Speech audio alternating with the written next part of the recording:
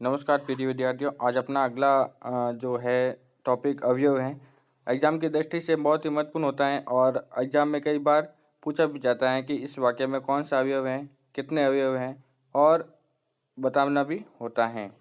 तो हम आज अवयव के बारे में अध्ययन करते हैं। संस्कृत वे शब्द जो सर्वदा एक जैसे रहते हैं, जिसमें विभक्ति, वचन तथा लिंग के आधार पर कोई परिवर्तन नहीं होता है, उन्हें अवयव कहते हैं।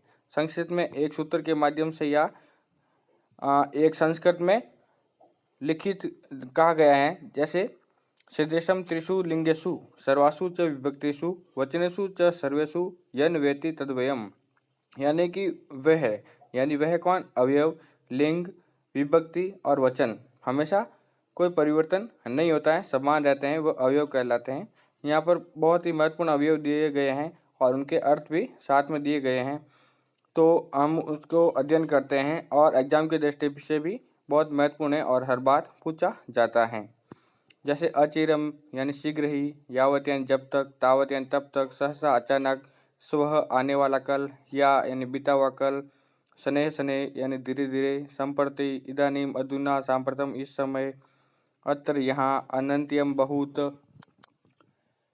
अथ आरम्भ या इसके बाद, अलम ये निषेधार्थक योग्य तृतीय विभक्ति में पर्याप्त या समर्थ चतुर्थ विभक्ति भी प्रयोग होती हैं। अद्य यानी आज, अथवा यानी या, अपि यानी भी, अन्यथा यानी नहीं तो, अतः यानी इसलिए, अतएव यानी बहुत अधिक, आम यानी हाँ, इतस्त यानी इधर उधर, इति यानी समाप्त या ऐसा, उच्चई जोर से, ऊंचे, एव ही एकदा एक बार, एवं इस प्रकार या ऐसे, किम यानी क्या, किंतु यानी परंतु, लेकिन, कदा यानी कब, कुतः यानी कहाँ से, कुत्र कव या कवचित, ये तीनों का मतलब एक ही होता है। इसका मतलब होता है कहाँ। च का मतलब होता है और, अभितः का मतलब दोनों और, परितः का मतलब चारों और, सर्वतः मतलब सभी और, उभयतः मतलब दोनों और, चैत यानी यदि, चिरम यानी देर से देर तक, तत्र यानी वहाँ, इतः यानी इधर से यहाँ से, ततः यानी उसके बाद या वहाँ से, तथापि यानी फिर से, तदा या इदानीम यानी तब, त्वरहि यानी तो, तू यानी तो, तावत भी यानी तो, तावत यानी तब तक, तुष्णिम यानी चुप, दिवा यानी दिन, न यानी नहीं, निश्चय यानी नीचे, नूनम यानी निश्चय ही, नौ चैत यानी फिर से, पुनः यानी फिर, प्रातः यानी सवेरा, प्रच्छात यानी बाद में, प्रभुति यानी से लेकर के, परंतु यानी किंतु, लेकिन, पूरा यानी पूरा समय में पहले, सायम यानी शाम, स्वह यानी आने वाला कल, या यानी बीता हुआ कल। जैसे अंग्रेजी में यस्टरडे टुमारो होते हैं, वैसे संस्कृत में इसमें अवयव के माध्यम से स्व यानी स्व या हा कहते हैं। सह यानी साथ, स्वयं यानी अपने आप, सहसा यानी अचानक, इसमें यानी था, थे, थी, जैसे जा रहा था, जा रही थी, वैसे। सर्वत्र यानी सब जगह, अथ किम यानी और क्या, तथा यानी वैसे, परस्परम यानी आपस में, बही यानी बाहर, और अनेक सारे महत्वपूर्ण अवयव भी दे दिए जाते हैं, इनके अर्थ भी दे दिए जाते हैं।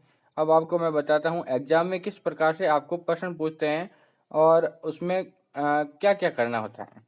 कई बार एग्जाम में पूछ ले जाते हैं कि इस वाक्य में कितने अवयव हैं, कौन से अवयव हैं और इस अवयव का अर्थ क्या है। जैसे यहाँ पर एक उदाहरण दिया गया है, कच्छपः शनैः शनैः चलति, यानी कछुआ जो धीरे धीरे चलता है, तो इसमें अवयव हो जाएगा शनैः शनैः, जो गहरा काला अक्षर में दिया गया है।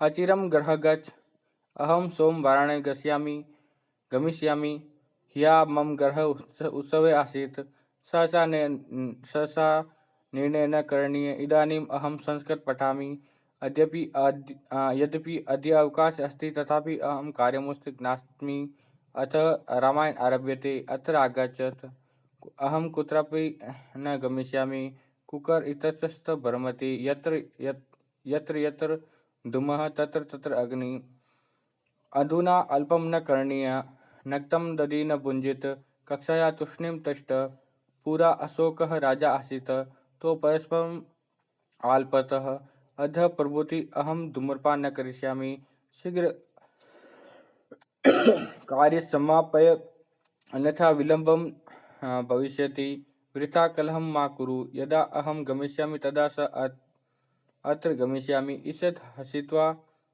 सः तस्य उपासं कृतवान्, अहम त्वां भूयो वह नामामि, सः मुर्मुहुः किं पश्यति।